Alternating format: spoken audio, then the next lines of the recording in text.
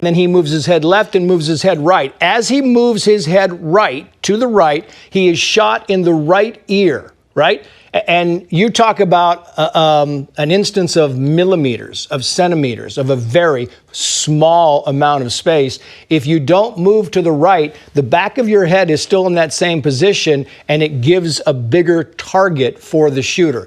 God must have been watching down on the president trace. Trump turning to the right. Again, it's about the distance of the shot, 130 meters. 130 yards, they're talking 130 yards. Trace, that's a putt. Anyone can put a 223 optic on a target from that distance and hit. The fact that the president was off to the right, that had the president's head been straight and that round had gone into the ear, it would have been lights out. The fact that he just happened to be turned this way with that shot coming in is what saved his life. Like many of you last week, I watched with horror as the events unfolded in that Pennsylvania field. I saw President Trump, a dear friend, escape death by mere inches, and my thoughts immediately turned to the book of Isaiah that says, "No weapon formed against you shall prosper."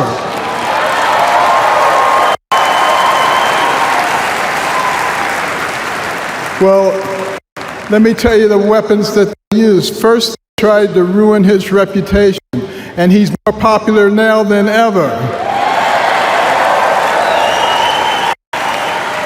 And then they tried to bankrupt him, and he's got more money now than he had before. And then they tried to put him in prison, and he's freer and has made other people free with him. And then last weekend they tried to kill him, and there he is over there alive and well. Thank you so much for jumping on to do this interview. I know that you were there on Saturday at the rally for former US President Donald Trump. You were there invited to pray. What do you remember? Yes, it's the first time I'd been to a Trump rally, and first time they'd asked me to lead it in prayer. Well, I remember a kind of a jubilant atmosphere, a large gathering of people. And as soon as, they called for the moment of prayer and I came up to the podium, people were very, very respectful all of a sudden. But my prayer was directed to God our Father, that he would give us his Holy Spirit, that we may perceive in the present crises of our time, in our world and in our nation, that we might perceive through this crisis the need to make right our relationships with one another, with our families, but ultimately our relationship with God. I said to people, they thanked me for the prayer, and I said, yes, but the prayer has to continue. You have to pray. And I said that, there are people who want to shoot him. There are people who want to kill him. And so I said, you have to pray for him. And did you say that, Father, in general, or was there something at that moment that made you say that? That's a good question, Paul. I said it in general, but when I said it, and it's the kind of thing with Secret Service around and with thousands of people, you don't want to be, it's just not prudent to broadcast that, but I don't know where it came from, but I said that, and I kind of thought, and so I just finished my conversation and I kept walking, and some other people pulled me over and they said, look at the snipers on the roof there. I said, oh yeah. And by this point I was just kind of pulling away from the crowd. They were on their side of the barricade, and I heard like an indistinct pop pop. And then I noticed all these people coming towards me in the direction of where my car was.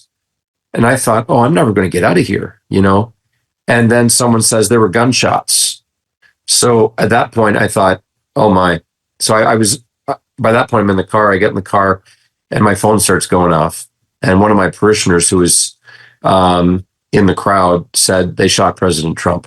What do you think when you look back at what happened and the fact that you were there, that you said the prayer just beforehand, the fact that Donald Trump came within just a couple of centimeters of death?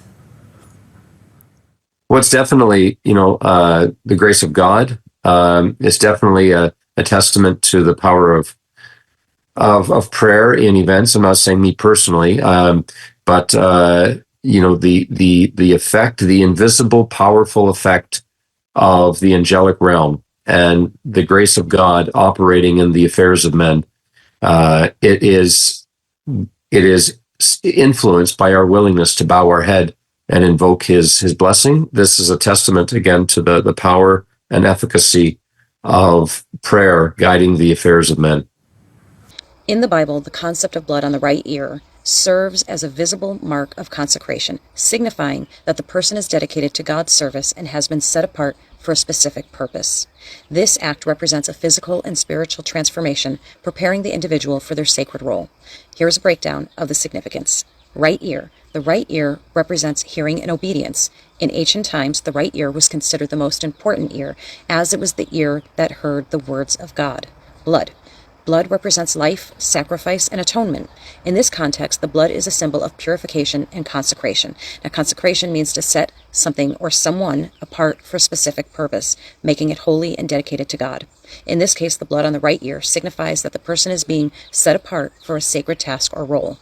In Leviticus 8, the blood is applied to the right ear of Aaron and his sons, consecrating them as priests. This act sets them apart as mediators between God and the people. In Leviticus 14, the blood is applied to the right ear of the person being cleansed, symbolizing their purification and restoration to the community. I'm not saying this is accurate or not accurate as far as President Trump. I'm just saying it's really interesting.